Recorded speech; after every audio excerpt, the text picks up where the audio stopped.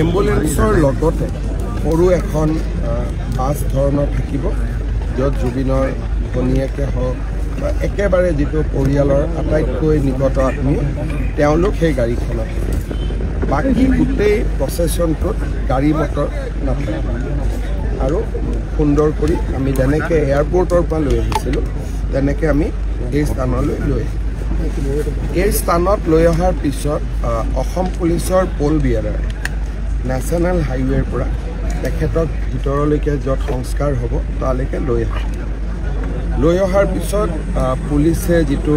ৰাষ্ট্ৰীয় যেতিয়া আমি সৎকাৰ কৰোঁ ৰাষ্ট্ৰীয় সন্মানেৰে সৈতে পুলিচে গান চেলুট আদি দিয়ে পুলিচে গান চেলুট দিব আৰু পুলিচে গান চেলুট দিয়াৰ পিছত পুৰোহিতে যাৱতীয় আধ্যাত্মিক কাম কাজ সম্পূৰ্ণ কৰিব আৰু অলপ পিছতে পৰিয়ালৰ লোক আহিব তেওঁলোকে পুৰোহিতৰ লগত কথা পাতিছে পুৰোহিতগৰাকীকো তেওঁলোকে ইয়াতে লৈ আহিব আৰু যি ধৰণে আমাক নিৰ্দেশ দিয়ে আমি তেনেকৈ কামখিনি কৰিম যোৱা অহাকালি যিহেতু এটা ধাৰ্মিক অনুষ্ঠান আমি নেশ্যনেল হাইৱেটো অন্তত 2টা বজাত জাগিৰোডৰ পৰা ইফালে আমি গাড়ী সোমাব দিব বিচৰা নাই আৰু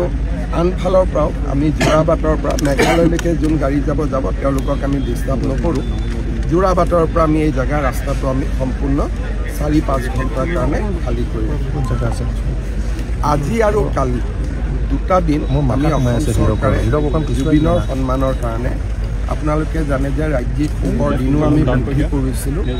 তাৰ লগত সংগতি ৰাখি আজি আৰু কালি 2টা দিন ড্ৰাই ডে থাকিব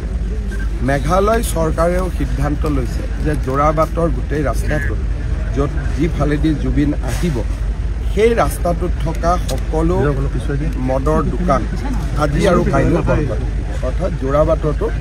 ড্ৰাই ডে পালন কৰা হ'ব